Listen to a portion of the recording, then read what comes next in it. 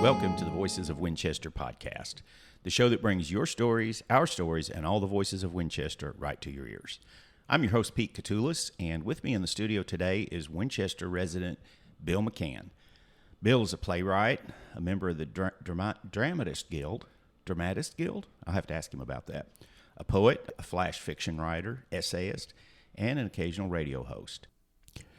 But the reason we're talking to Bill today is because of his new book. It's called Yearnings, a memoir in prose and poetry, and it is now available, but there's going to be an official launch next week, and we were going to talk about that during the interview. So let's get on with it.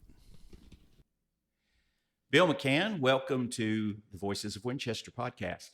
Thank you. Glad to be here. Well, I'm awfully glad to see you on this 4th of July. I'm looking out the window of our offices here on Cleveland Avenue, right off Main Street.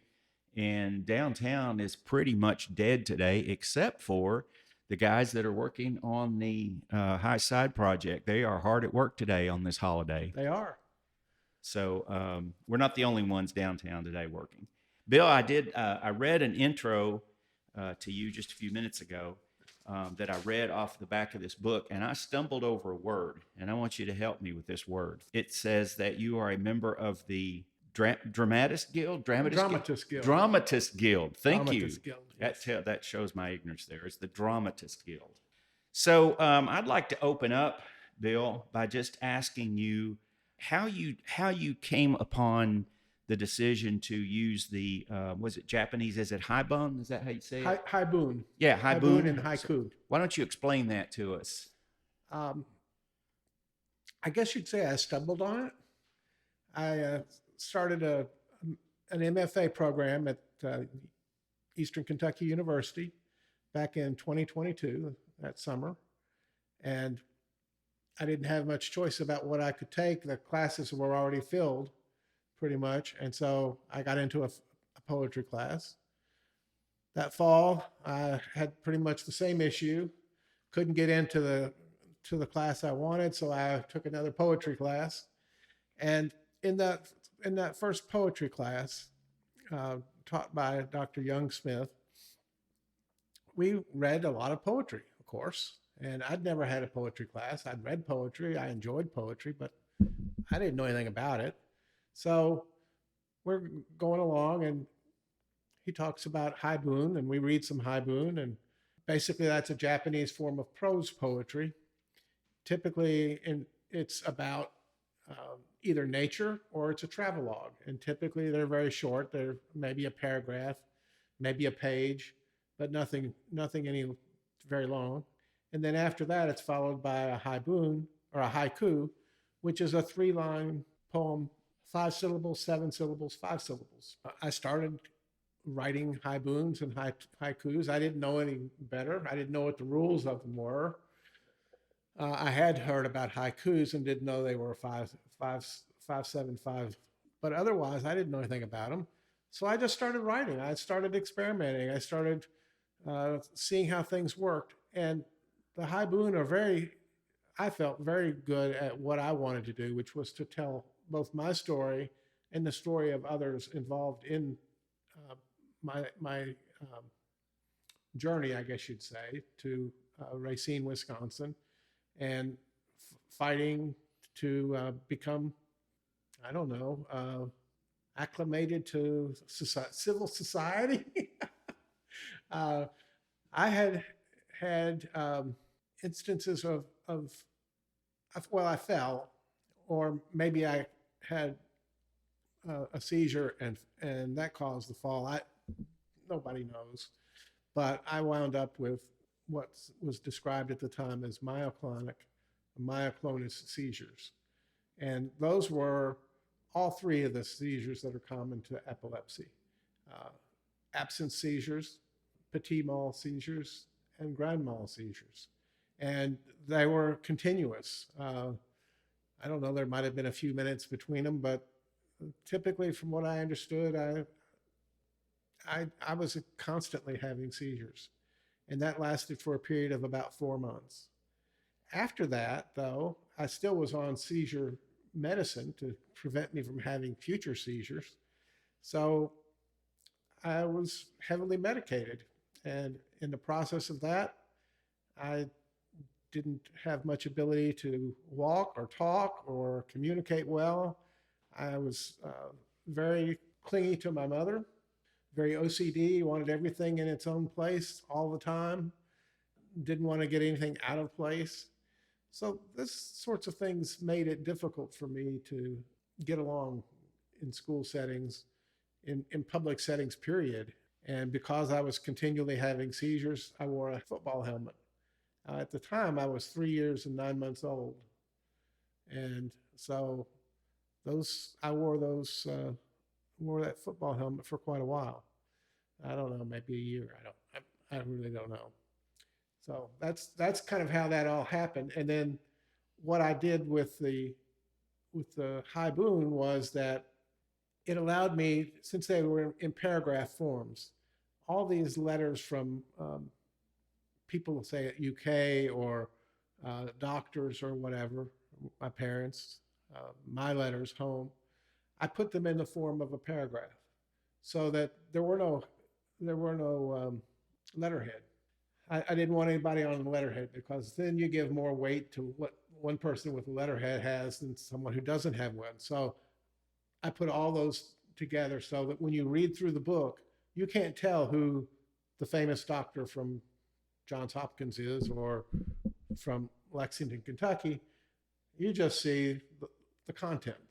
That was the reason I did that. And then that helped tell the story.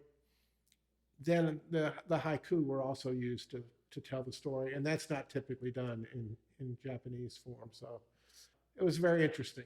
I found it very interesting, and I really enjoyed the flow of the book.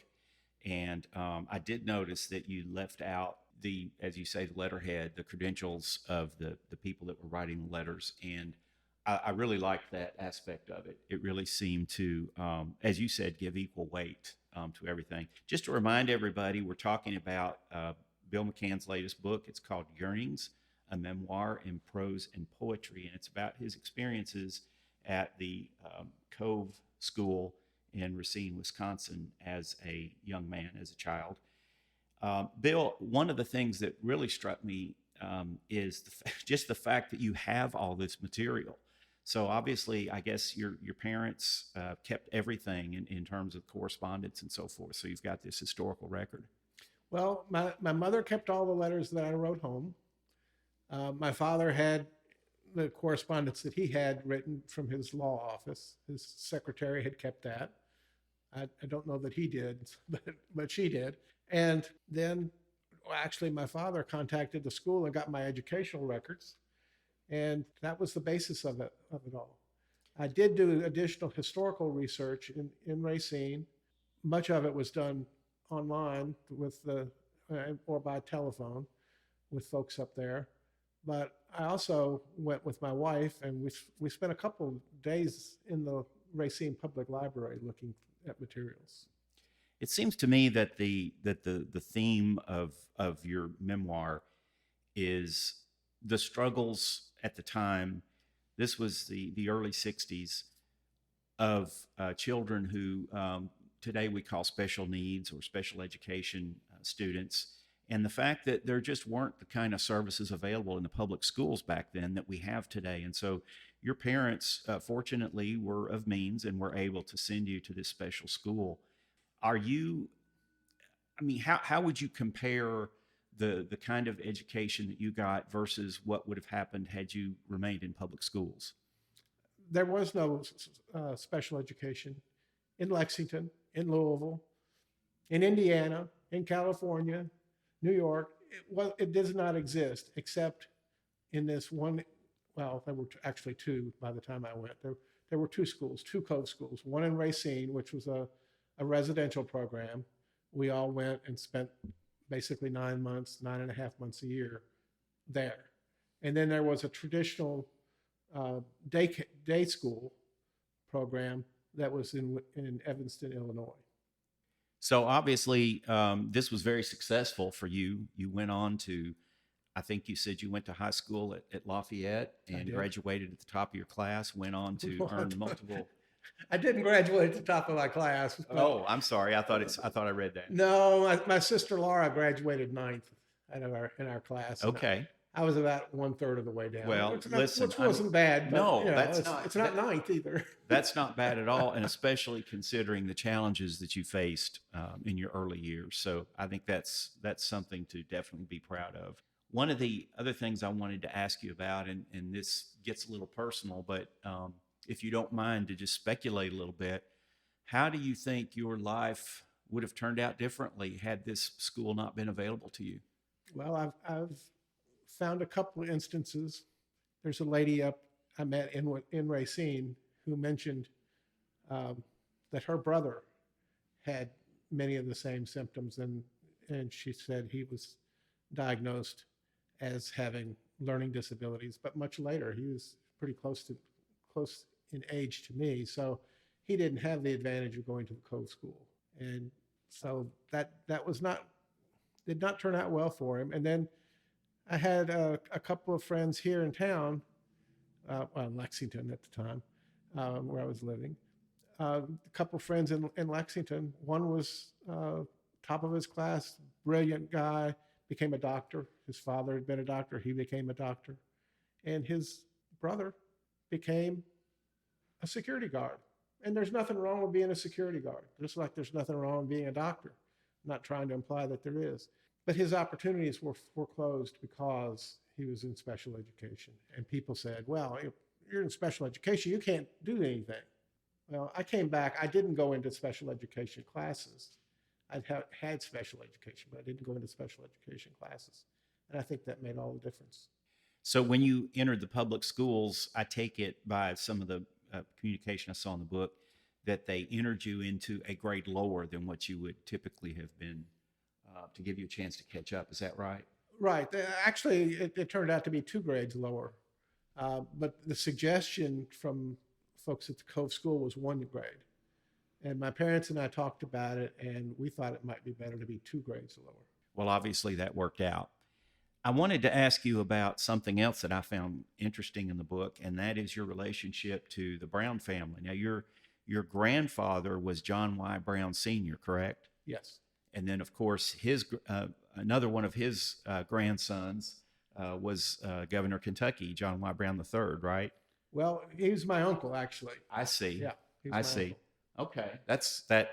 I just find that an interesting fact, and I loved the story that you related about being a page in the Kentucky legislature for a day with your grandfather. That must have been a thrilling experience for a boy. It really was. Another interesting side note that I enjoyed reading about was the fact that your grandfather brought you a basketball that had been signed by the coach of the UK Wildcats. I assume that was Adolph Rupp at the time. Adolph Rupp. And several of the basketball players. That's cool too. Do you still have that ball? Oh no, it was given to the school. Okay. And we played with it, obviously, but there were no baskets up in that gym, so we could just throw it around. But we had a great time with it. Oh my goodness, that's too bad. That would have been great if that was a memento that you were allowed to keep. Would you like me to read some from the Yes, book? absolutely. In fact, that was the next thing I was going to ask you. I've got one passage in particular that I would like you to read because it touched me deeply, and then I'll let you pick out another passage or two. This one is on page 104, and it's where you describe a close friend of yours that was in the school with you by the name of Joe, when he told you that he was you were getting ready to depart for the summer and that he would not be coming back. Right. June 5th, 1965. I first went to the Cove School in 1962. So I'd been there 3 years, and Joe was my closest friend there. Joe came to tell me his parents had come to pick him up. He was going home for the summer, but he wasn't coming back in the fall. Instead, he'd be attending school in his hometown of Appleton, Wisconsin. We looked at each other, but I don't think either of us knew what to do. I don't know about Joe, but I remember wanting to hug him. Instead, after a few more awkward moments, like adults, we shook hands. And then he turned and ran out of our shared room, happy to be heading home. And then below that is a haiku. Alone after Joe left, knew not what to feel or do. Joyless loneliness. That really touched me deeply. Thank you. So there's another passage or two that you'd like to share with us, right? Yes. The book is called Yearnings, a Memoir in Prose and Poetry, and on the front cover are myself and my mother. My mom was 5'4", and so you can look at this picture and see proportionately I'm about half her height at the age of 6 when this picture was taken. And let me flip over a few pages here. And there's actually a poem about the book, or about that picture. Cover photo, A Blurry Future, April 1962. Red always makes Mom stand out. As I stand beside her in my dull but warm coat, I am proud owner of newly earned good papers.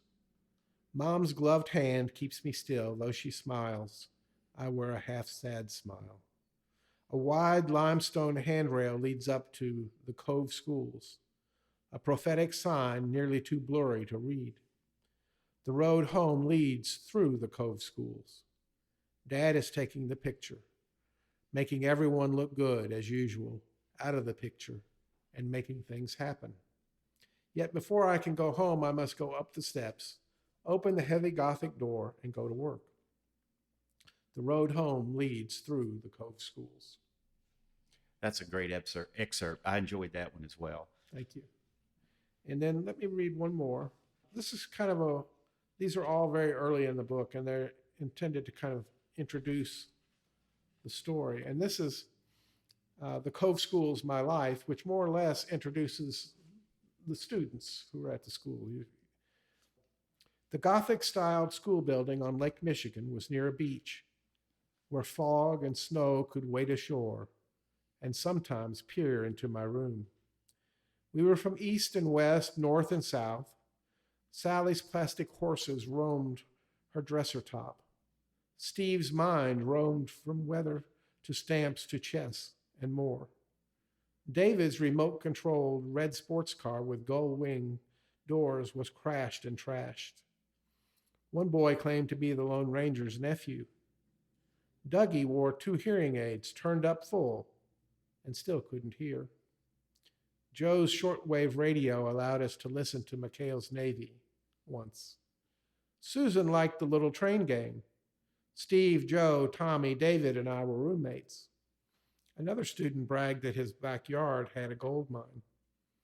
Tommy knew about hurricanes and told us about living through some. Steve knew about isobars and could explain hurricanes. Jamie, Seth, Steve, Tommy, and I were all in the same Cub Scout den. On school days, we watched Bozo the Clown at noon. But once it wasn't funny. The president died that day in Dallas. A few days later, we watched the president's young son salute his dad's casket as that son's sister walked sadly on beside their mom. For fun, we rode sleds, had snowball fights, played flashlight tag, and 50 all scatter. We flew kites, searched for sea glass, dug holes, played basketball, and had fun. On TV were Flipper, I Dream of Jeannie, Mr. Magoo, and Walt Disney, too. We screamed for the Beatles and our favorite teams, Packers and Cubs. We visited museums and zoos and petrifying springs, too. But perhaps most of all, we students had each other.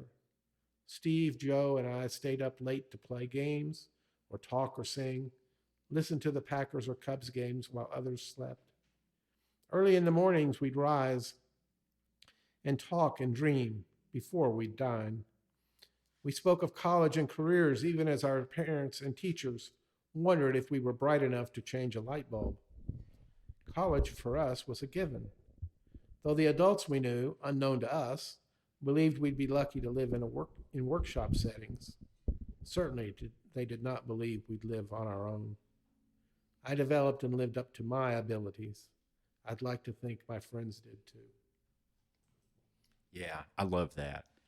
And one of the cool things about that passage is it brings up the iconic moment that we lost President John F. Kennedy. And there's a couple of iconic moments. You mentioned in another point in the book about watching the Beatles on the Ed Sullivan Show. Right. And that's another iconic moment in history. And then you talk about the watching Walter Cronkite on the news and the Gemini program. And I'm just a few years younger than you, but I followed that as well, and I followed the Apollo missions that came later. So that really struck a chord with me. So it's interesting to be able to see the history of that, just amazing, tumultuous, incredible time in the 60s through the eyes of a special needs child. Well, and I thought the interesting thing was that my parents weren't alarmed. They didn't show up at the door and bring me home. The teachers and other folks, other adults, didn't treat me or the situation any differently. They used it as an educational moment. We watched what happened. We watched we didn't watch the assassination, obviously, but we watched all the consequences of it. We saw President Johnson be installed as president on the plane with the widow standing beside him. We watched the whole procession of the funeral, and it was all explained by Walter Cronkite and the other folks that were the experts, but we weren't protected from it. Today, we seem to be worried about our kids constantly, and it was a whole different time then. Do you think we've gone too much in that direction? Probably. But, you can't be critical of a parent for doing parental things and doing what they think is right. I certainly never would. You've got a very generous spirit. That's one of the first things that I've noticed about you, and we've been friends for about, 5 or 6 years now. And I really appreciate how hesitant you are to apply criticism to people who might see things differently. Yeah. Is there anything else you'd like to bring up that I haven't asked you about? Well, I think I was very fortunate. My parents had money. And what worries me today about the situation with the closing or potential closing of the Department of Education and putting everything back into local hands is that the opportunity of children to have special education, their special education needs met, may disappear. By today's standards, my father, I think, earned, from what I could tell, maybe $14,000 a year. But the average school teacher in Kentucky at the time earned $2,000 a year. So I was sent away to a school that cost $500 a month, $4,500 a year, but Harvard University cost $1,200 a year, $1,500 a year. It's crazy. Yeah, that was a And lot of money. We can't afford to go back to that point where parents today are having to either pay for their children to get a special education or not get one at all. Well said. And I share your concerns about what's going on in the country now in terms of cutting funding for certain programs in education, and it's going to be heart-wrenching to see what the results of some of these decisions are. Yeah. The book again is called Yearnings, Memoir in Prose and Poetry by William McCann Jr. And it's available here locally at Arts on Main downtown, and there's another local bookstore. Well, it's going to be. I'm going to have a book launch next. It'll be on the 8th. Okay. In Mount Sterling at the GRAC, the Gateway Regional Arts Center, from 6:30 p.m. to 8 p.m. There at the GRAC, and everybody's welcome. I'll be reading from the book again, and love to have people come out. Wonderful, and I'll include that information in the show notes if you didn't catch that. That will be on July the 8th, the launch of the book. It's also available online, I understand. Oh yes, it's available from the publisher. Cyberwit.net. Is that right? Cyberwit.net. Okay. And from all the other places online that you can order books. Wherever you get your books. Yep. Is there a copy in the local library? I believe they bought 2. Yeah. Wonderful. Yeah. So you have no excuse for not checking out this book. I've read it. I found it extremely interesting and engaging, and it's an easy read. It's a short book, and it's a wonderful snapshot of a time in America when the kinds of things that most kids with special needs had to go through. This is an example of someone who was able to find a better way and who benefited from that. And today, no doubt, a lot of kids in public schools where we have much, much better accommodations have learned from what these pioneering schools did all those years ago. I'd say you're right. Yeah. So, Bill, thanks again for being on here. It's always a pleasure to see you. Happy 4th of July, and hopefully we'll talk again soon. Thank you, Pete. Happy 4th. Happy 4th. Thank you for listening to the Voices of Winchester podcast, a production of WinCity Media, a nonprofit media company dedicated to storytelling in all its forms, the visual, the written, and the spoken. Be sure to head over to WinCity Voices at www.wincityvoices.org for more great content celebrating connection, conversation, and community, and helping to build a community where diversity is celebrated and all are welcomed, inspired, and empowered to become active participants in the social and civic life of Winchester and beyond. See you next time.